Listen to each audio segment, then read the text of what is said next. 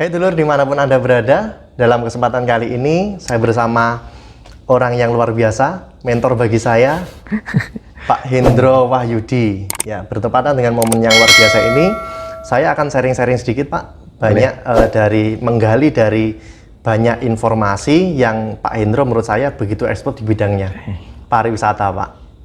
Ya. Ya, sebelumnya dulur-dulur sekalian, bisa dilihat berikut ini adalah profil dari Pak Hendro Wahyudi.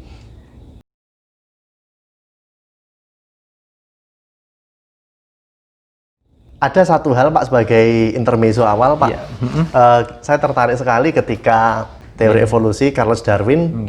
Saya tidak mengamini teorinya, tetapi ada satu statement yang menarik bagi saya bahwa makhluk yang hebat bukanlah makhluk yang paling kuat, bukan pula makhluk yang paling pintar. Betul. Tetapi makhluk yang hebat adalah makhluk yang mampu beradaptasi dengan lingkungan Pak. Betul. Artinya sehebat-hebatnya dinosaurus tetap punah. Gitu. Nah, ilustrasi itu saya bayangkan sama seperti ketika saya dengan jenengan kapasitasnya sebagai akademisi. Iya, okay, siap. Nah, secara akademisi kita sudah berada pada zona nyaman, metode pembelajaran kita konvensional, Pak. Nah, ternyata semakin ke sini metode itu sudah ketinggalan, Pak. Sehingga kita harus adaptif. Iya, betul. Kembali statement tadi. Sehingga ini salah satu fasilitas yang kita pakai, Pak, yaitu biar kekinian gitu. Ternyata, Pak, jadi YouTuber itu susah. Oh, sangat susah. Ya, sangat susah artinya begini, susahnya itu sebenarnya pada saat kita harus editing video, kemudian kita harus menyesuaikan mana yang layak dan mana yang tidak layak. Kan tidak semuanya yang kita rekam kita share kepada pemirsa, karena ini kan juga menyangkut publik ya, takutnya ada yang tersinggung dan sebagainya. Memang saya sepakat dengan apa yang disampaikan Pak Mas Ida tadi, bahwa kita hidup harus bisa menyesuaikan. Sama seperti zaman saya. Mungkin saya 10 tahun yang lalu, 5 tahun yang lalu, mungkin pembelajaran dengan cara konvensional sangat nyaman. Sekarang dengan adanya COVID-19 ini menuntut kita mau tidak mau, suka tidak betul, suka. Pak, ya. Betul Pak ya. Nah, isu itu kan sebenarnya 10 tahun lalu bagaimana guru dituntut harus bisa komputer gitu Pak ya. Betul. Pada waktu itu susah Pak, karena tidak dituntut oleh keadaan itu. Sekarang jenengan melihat COVID ini kan berdampak yang mau tidak mau kita harus belajar Pak ya. Betul. Artinya dengan adanya COVID ini ya kita sesuai dengan teorinya Darwin tadi yang sampaikan bahwa kita harus berevolusi. Kita kan begitu kan. Artinya ya kita jangan pada zona nyaman saja. Kalau bahasa teman saya itu, jangan terlalu nyaman di zona nyaman, karena zona nyaman itu belum tentu aman, kan begitu. Betul Pak. betul. Pak, ini Pak, jadi Pak Hendro ini di samping akademisi, beliau juga menuangkan ide gagasannya, aktivitasnya melalui YouTube juga Pak ya. Siap. Dan ini saya curhat Pak ya. Jadi ternyata nyari subscriber itu susah Pak. Betul, susah.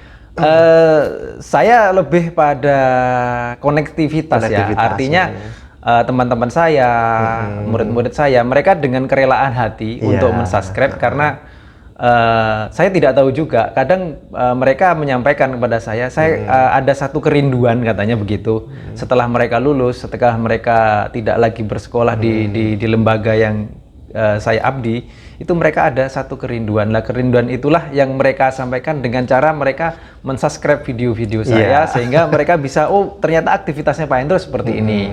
Dan saya pun selalu menyampaikan kepada anak-anak itu, ayo nak, kamu buat YouTube. Betul. YouTube ini kan tidak berbayar.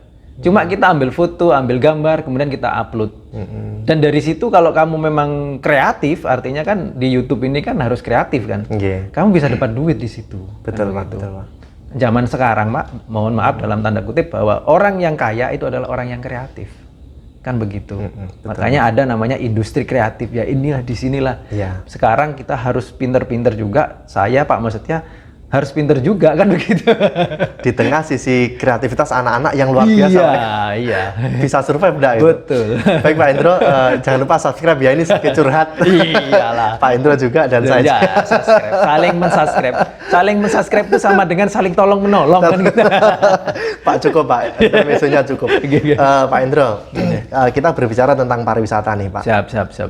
Jadi saya pernah berasumsi dengan adanya revolusi industri 4.0 Pak, 4.0 menekankan bahwa industri itu harus efektif, efisien. Penekanan utamanya itu. Sehingga diupayakan adanya semua teknologi lah Pak, robot dan sebagainya, sehingga menekan adanya sumber daya manusia yang tidak efektif dan efisien Pak.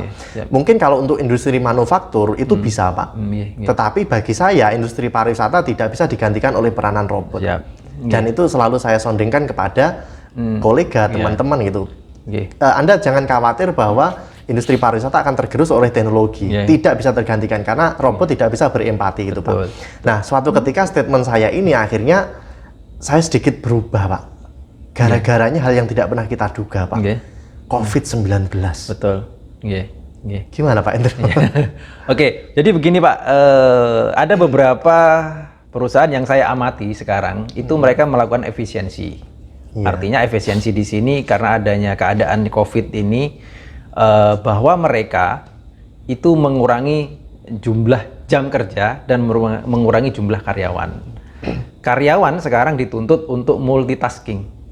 Tidak hanya mereka yang di FO itu hanya berkutat di FO saja, tetapi mereka front office Pak ya. Front office ya, oke. Front office, front office.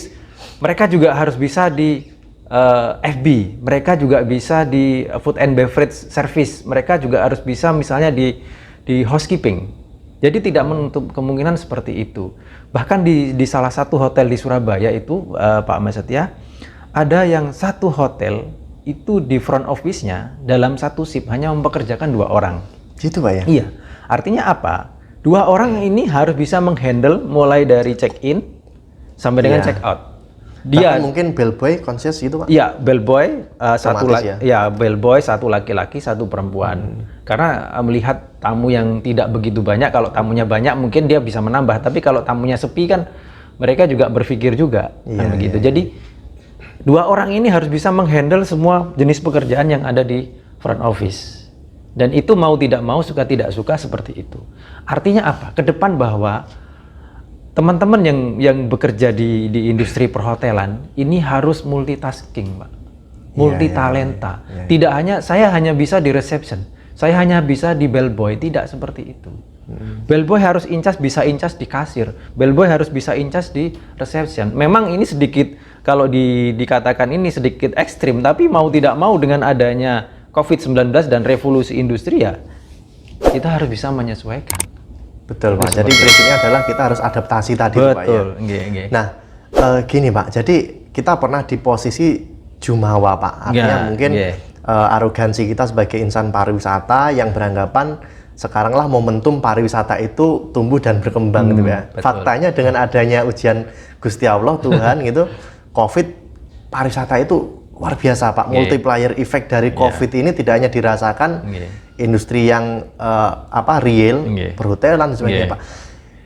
Multiplier efeknya itu berimbas pada misalkan yang menyuplai sabun, yang menyuplai handicraft, kerajinan tangan itu Pak. Ya memang semuanya berdampak ya. Artinya tidak hanya teman-teman yang bekerja di industri pariwisata, tapi sektor-sektor yang terkait dengan pariwisata juga merasakan. Salah satu contohnya sektor bahan pangan. Ya biasanya kita melihat supply yang begitu deras, sekarang semuanya ambruk, semua seret kan gitu ya. Ini sebenarnya bukan hanya sektor pariwisata saja, cuma dalam tanda kutip memang sektor pariwisata yang paling kenceng kan gitu ya, paling kenceng karena memang semuanya menurut anjuran pemerintah maka banyak orang yang harus bekerja dari rumah, harus di rumah saja, tidak boleh kemana-mana. Tapi next dalam pengamatan saya, kalau COVID ini segera berakhir, maka pariwisata itu akan booming lagi. Saya melihatnya apa? Karena rata-rata anak muda, orang-orang itu bosan sudah di rumah, Pak. Betul. Melockdownkan diri. Iya, kan?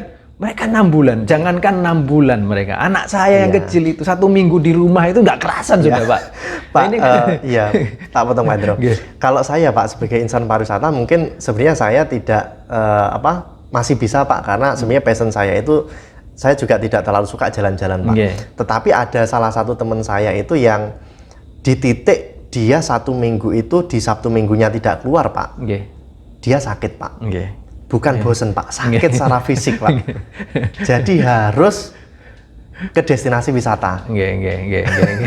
Kayak putrane jenengan tuh. Ya memang beda-beda orang ya. Artinya kan memang orang butuh refreshing itu kan kalau saya refreshing itu tidak melulu harus ke tempat wisata. Ketika kita melihat ke sawah, melihat pemandangan yang hijau-hijau itu bagi saya sudah refreshing sekali kan. Tidak harus kalau misalnya tempat wisatanya ditutup kan mau tidak mau kita harus menyesuaikan juga gitu loh. Tapi juga Pak Mas Satya kalau kita berbicara pariwisata lebih luas lagi dengan adanya COVID-19 ini juga sebagai sarana juga untuk memperbaiki ekosistem yang ada di destinasi juga. Betul, Pak. Ya. Betul, Pak. Kita bisa lihat misalnya Kawah Ijen yang katakanlah setiap Sabtu Minggu pada waktu COVID, sebelum COVID itu bisa sampai ratusan bahkan ribuan gitu loh. Kita bisa melihat ekosistem yang di situ padahal dalam tanda kutip Kawah Ijen itu carrying kapasitasnya tidak sampai terbatas. Tidak sampai 1.000. Nah, akhirnya kan ya ada sisi positifnya lah. Ada dengan adanya COVID, ada sisi negatifnya juga karena banyak orang yang tidak bisa bekerja gitu aja. Tapi saya melihatnya ya kita harus positive thinking juga.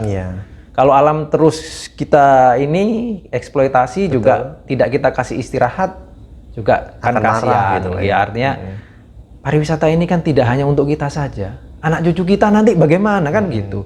Nah inilah yang mencoba sebenarnya mari kita juga bijak dalam berpariwisata. Kalau dalam bahasa saya mari kita berpariwisata yang berkualitas. Jadi apa ya kalau memang naik bawa sampah ya turunnya lah bawa sampah lah gitu loh. Jadi kita menjaga supaya keberlanjutan ini kita wariskan ke anak cucu kita sehingga anak cucu kita juga bisa melihat. Jangan sampai tibanya anak cucu kita ternyata Blue Fire sudah nggak ada, sudah nggak muncul seperti itu. Jadi itu menurut saya ya kita harus melihatnya dari sisi positifnya. Gitu. Ngomong-ngomong tentang Kawah Ijen Pak Hendro, jadi Kawah Ijen itu ini lho salah satu destinasi unggulan yang ada di Banyuwangi dan Bondowoso. Jadi salah satu kawah yang satu dari 2 Pak ya yang mengeluarkan Blue Fire ya Pak. Sedunia itu. Jadi di kawah itu ketika malam pas momennya pas itu Blue Fire-nya muncul. Nah Pak, kita ngomong carrying capacity Pak. Artinya destinasi apalagi Kawah Ijen itu kan bukan mass tourism yang bisa dinikmati oleh banyak orang. Sebenarnya punya carrying capacity yang terbatas. Artinya kapasitasnya daya tampungnya itu terbatas. Pak. Nah, 1-2 tahun terakhir ini Pak, ada wacana Kawah Ijen, bukan wacana sih Pak ya, artinya tinggal eksekusi saja kalau sudah oke itu. Ada arah bahwa Kawah Ijen ini akan jadikan mass tourism dengan adanya pembangunan gondola Pak. Pak Hendro sebagai akademisi sepakat enggak Pak? Kalau saya kurang sepakat ya, karena di Gundung itu kan wisata alam. Jadi memang kalau gondola itu nanti dipaksakan gitu ya, kita juga harus berpikir bagaimana dengan troli-troli yang pegawai troli yang ada di sana.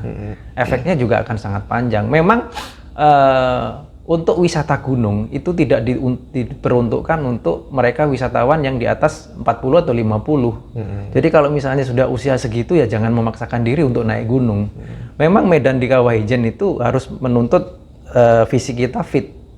Karena tanjakan kurang lebih sekitar 3 kilo ya naik ke atas itu membutuhkan tenaga yang luar biasa. Jadi ya saya kira pemerintah juga harus bijak lah melihat itu semua. Jangan sampai kemudian kita memaksakan eksploitasi sehingga alam ini menjadi rusak dan tidak bisa dinikmati oleh anak cucu kita nanti di masa yang akan datang. Dan sekarang Kawah Ijen itu alhamdulillah kok saya sudah mendapatkan info yang positif, maka di Kawah Ijen akan ada namanya Ijen Geopark, Taman Geologi Ijen, yang diinisiasi oleh provinsi ya, Pak, ya. Nanti akan diusulkan ke UNESCO. Bukan BKSDA? Bukan. Jadi nanti akan meliputi dua kabupaten di situ, Bondowoso dan Banyuwangi. Ya, makanya kalau selama ini istilahnya Kawah Ijen itu dipertentangkan oleh 2 kabupaten, sebenarnya saya kok kurang sepakat ya. Betul, artinya Pak. ya di mana ada alam ya kita garap bersama-sama secara maksimal, tidak harus melihat ini Kawah ini Bondowoso, ini Banyuwangi, yang penting kita bisa sama-sama saling memaksimalkan itu. Betul, Pak. Betul, Pak. Artinya sebenarnya wisatawan itu tidak mau tahu apakah Ijen itu punyanya Bondowoso, apakah Ijen itu punyanya Banyuwangi gitu ya. Betul. Cuman memang ego sektoral pemerintah kabupaten itu kan membranding diri ini bagian dari pencapaian kabupaten saya itu ya. Betul. Nah, itu yang kadang kita juga tidak sejalan, Pak. Nah, sebenarnya kalau saya pribadi, Pak, dengan wacana pembangunan gondola itu oke, itu baik dalam artian menambah pemasukan, length of stay dan sebagainya itu otomatis akan meningkat. Tetapi satu sisi sebenarnya kan dengan carrying capacity itu malah nanti terjadi anti klimaks, Pak. Betul. Di satu titik malah anti klimaksnya adalah tidak bisa dipakai sama sekali, Pak. Misalkan kalau longsor, ya terlepas dari jenengan tadi mata pencarian masyarakat lokal hilang gitu, Pak. Betul. Iya. Ya memang kalau gondola itu kan sudah lama sebenarnya itu kan ya menjadi sangat kontradiksi kalau menurut saya kalau misalnya gondola itu kemudian dipaksakan, karena ya memang nanti Kawah Ijen akan menjadi mass tourism, bukan lagi ekoturism lagi, padahal Kawah Ijen itu masuk dalam taman wisata ya. Betul. Ya itu jadi pengembangannya pun harus semi hati-hati sehingga tidak semata-mata karena uang kemudian kita juga mengeksploitasi sehingga alam itu menjadi rusak. Oke lah, biarkanlah Ijen seperti itu dengan kealamiannya. Kalau memang kita harus poles, bagian mana yang harus kita poles, sehingga Kawah Ijen itu tetap lestari, gitu loh. Jadi seperti itu. Saya Pak Mas Setia pertama kali naik ke Kawah Ijen itu tahun 95, itu masih sepi sekali. Jadi orang yang naik Kawah Ijen itu bisa dihitung. Kalau saya itu waktu itu masih ingat itu naik ke Kawah Ijen itu Sabtu Minggu itu paling banyak orang 50. Dan itu berangkatnya itu bareng sama penambang belerang ya, bawa oncor gitu. Asik sekali, asik sekali betul ini. Turunnya juga kalau sekarang kan sudah pakai troli semua ya, turun pakai troli. Kalau dulu dari atas, dari bibir kawah naik ke atas pakai pikulan itu dari atas ke bawah ke Paltuding itu sama kayak gitu. Jadi saya masih menikmati. Kalau sekarang kan betul. Tidak bisa. Itu bagian dari customer satisfaction itu. Artinya kepuasan kita sebagai pelanggan atau wisatawan itu di situ, Pak ya. Artinya tidak semuanya bisa dibeli dengan uang gitu. Pak Indro, mungkin ada satu hal yang ingin saya tanyakan mendekati akhir-akhir ini, Pak. Siap. Untuk SDM pariwisata, Pak, untuk saat ini kalau kita melihat kondisi COVID sebagainya, di samping kita harus multitasking, multi talent, apa Pak yang harus kita sampaikan kepada adik-adik kita, anak-anak kita atau kolega kita, Pak, untuk SDM pariwisata ini, Pak? Yang jelas yang pertama adalah experience, artinya anak-anak ini harus punya pengalaman, Mas ya. Jadi kadang anak-anak kita itu kan tidak sabar dengan pengalaman. Mereka bekerja dalam satu hotel belum 1 tahun sudah keluar dulu. Makanya pengalaman ini menjadi sangat penting sehingga pengalaman ini nanti bisa menjadi pintu membuka karir mereka di masa yang akan datang. Kemudian yang kedua adalah pengakuan, sertifikat pengakuan. Ini akan menjadi sangat penting. Sertifikat kompetensi dan sebagainya, itu sertifikat pelatihan itu akan menjadi sangat penting. Sehingga anak-anak nanti ketika mereka bekerja, mereka sudah diakui bahwa mereka sudah punya qualified ya, seperti itu. Kemudian yang kedua, mereka harus punya tanggung jawab ya. Artinya tanggung jawab, integritas itu sangat penting sekali gitu ya. Betul, Pak. Jadi jangan sampai anak-anak ini merasa nyaman, kemudian sehingga tidak punya integritas yang baik gitu ya. Jadi kita tunjukkan bahwa SDM pariwisata itu punya integritas yang baik, betul, Pak. Punya tanggung jawab yang baik. Dikemas dalam balutan grooming yang baik, greeting yang baik. Gitu, Pak. Makanya kan kita di pariwisata itu, kalau saya selalu mengajarkan ke anak-anak itu pasti 3 hal: skill, attitude, knowledge.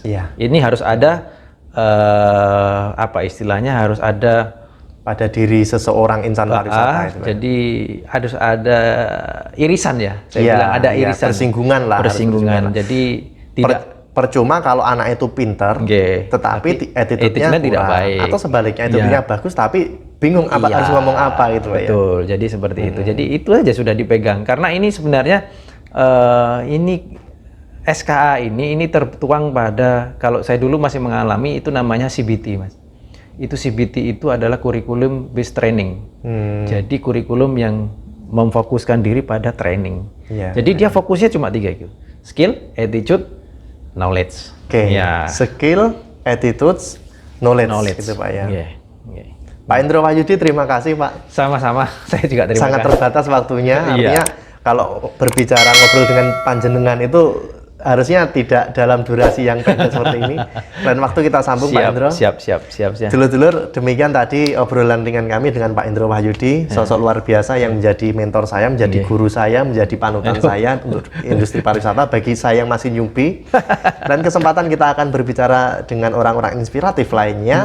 Siapa berikutnya? Stay tune.